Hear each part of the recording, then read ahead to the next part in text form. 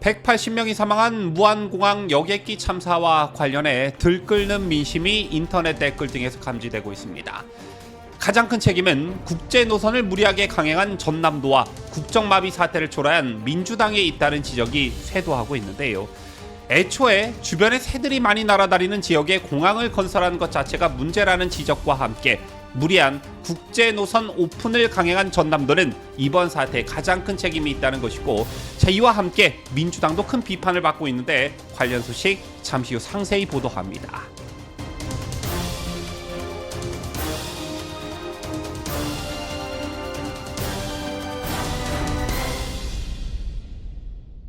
시청자 여러분 안녕하십니까? 뉴스데일리 베스트 미네커입니다.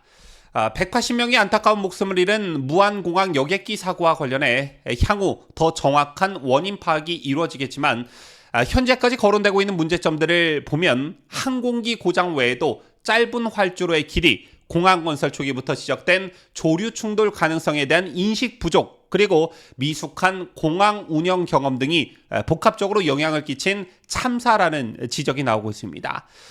그 중에서도 활주로 끝에 있던 벽과 관련해서는 지금까지 어디서도 본 적 없는 범죄에 가까운 일이라는 분석이 제기됐는데요.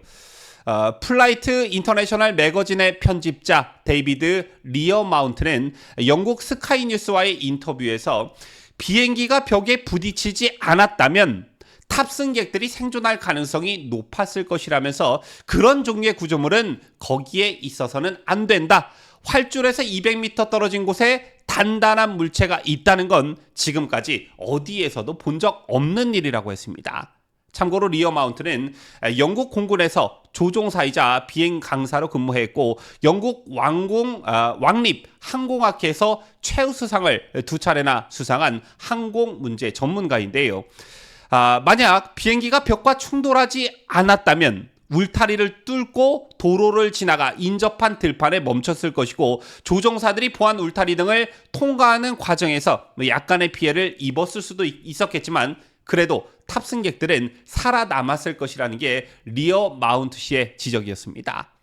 그러면서 거듭 콘크리트 외벽은 그곳에 있을 이유가 전혀 없을 뿐만 아니라 그곳에 있는 건 범죄에 가까운 일이라면서 믿을 수 없을 정도로 끔찍하다라고 했는데요. 이처럼 사고가 일어난 직후부터 오늘까지 여러 가지 원인 분석과 비판들이 쏟아지고 있습니다. 그 중에서도 가장 큰 책임은 국제 노선을 무리하게 강행한 전남도와 국정 마비 사태를 초래한 민주당에게 있다는 지적이 본물을 이루고 있는데, 지금부터 이 소식 집중적으로 다뤄보도록 하겠습니다. 지금 기성 언론의 보도 행태나 방향을 보면 항공기 기체 결함 쪽으로 몰아가려는 분위기가 감지되고 있습니다. 따라서 무안공항 참사가 아닌 제주항공의 참사, 이런 식으로 뉴스를 생산하고 있는데, 반면 외신은 앞서 소개해드렸다시피 무안공항의 문제점에 주목하고 있습니다. 앞서 소개해드린 리어 마운트 씨의 경우에도 상황을 고려할 때 조정사는 아주 훌륭하게 비행기를 착륙시켰다라고 했습니다. 아주 훌륭하게 비행기를 착륙시켰다라고 했습니다.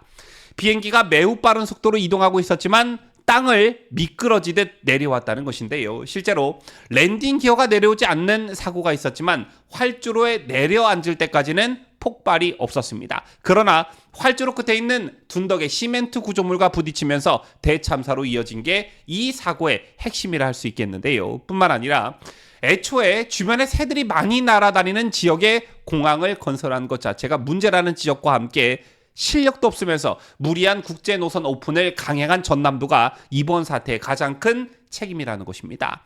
철새 도래지 옆에 있는 공항에서 새떼를 쫓는 제대로 된 인력도 없이 서둘러 국제 항공 노선을 개설한 것과 비상시 동체 착륙을 해도 몇몇 사상자로 끝날 수 있었는데 활주로 끝에 콘크리트 구조물 때문에 다수의 사망자가 발생한 것 자체가 누구 책임이냐라는 것이죠. 철새 도래지 옆에 공항을 건설한 것과 새떼에 대한 대책 없이 국제 노선을 서둘러 개통한 것, 그리고 위험하다는 지적에도 불구하고 콘크리트 구조물을 그대로 방치한 것이 이번 참사의 주요 원인이라는 것입니다. 또한 사고 이후 인터넷 댓글을 뜨겁게 달구고 있는 이재명과 민주당에 대한 비판 지점을 살펴보면 재난안전예비비 예산을 삭감하고 대통령과 총리는 물론 행안부 장관까지 줄줄이 탄핵해서 국정을 마비시켜서 비상사태 제대로 된 대응조차 못하게 한 이재명과 민주당의 책임, 이 부분도 절대 간과할 수 없는 부분이라는 것입니다.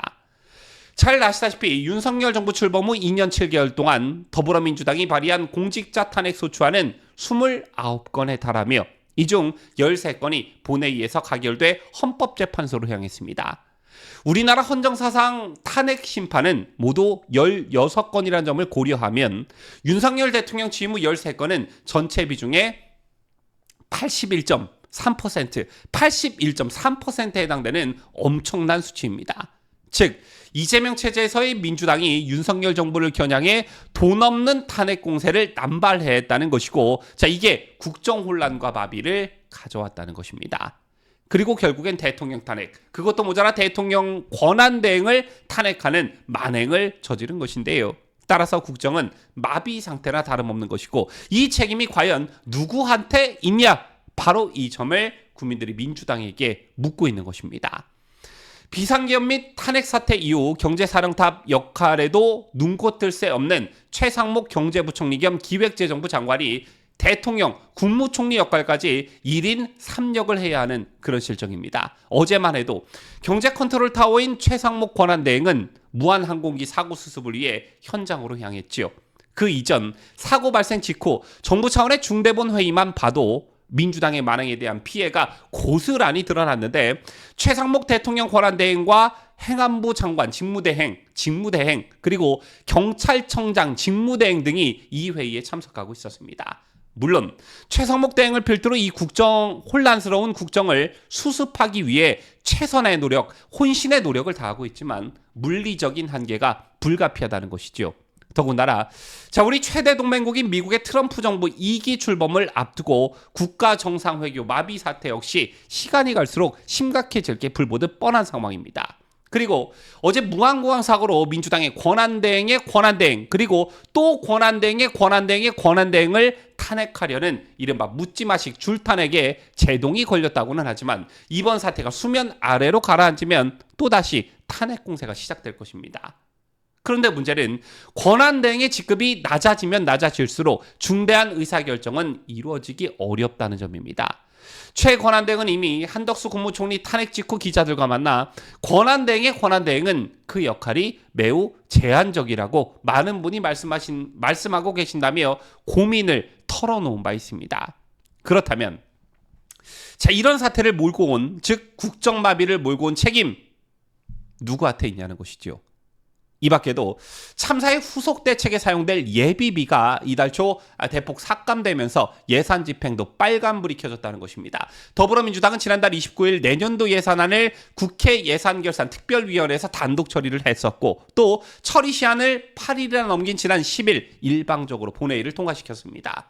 이 중 예비비는 당초 정부 예산안 4조 8천억 원에서 판토막이 난 2조 4천억 원이 통과됐는데, 예비비는 임시 사용 용도인 일반 예비비와 재난 재해복구의 원화 부족 보전, 그리고 국제 부담금 등 사용 목적이 정해진 목적 예비비로 나뉩니다. 이처럼 목적 예비비는 이번 참사 같은 재난이나 홍수와 가뭄 등에 따른 재해가 발생했을 경우 농축어업 등에 투입되는 예산인데요. 이런 맥락에서 이번 참사도 예비비 사용이 요구될 것으로 전망됩니다. 그렇지만 재해대책 예비비에서만 1조 원이 삭감돼 1조 6천억 원만 남은 상태입니다. 따라서 윤석열 대통령은 지난 12일 대국민 담화에서 재해대책 예비비를 무려 1조 원을 삭감했다라고 말씀하시며 공공의 안녕을 우회적으로 언급하며 비상계엄 이유를 들기도 한 것입니다.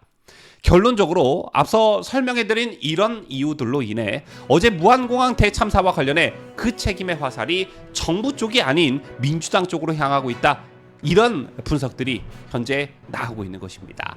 지금까지 저는 자유대한민국을 소화하는 뉴스데일리 베스트 미네커였습니다.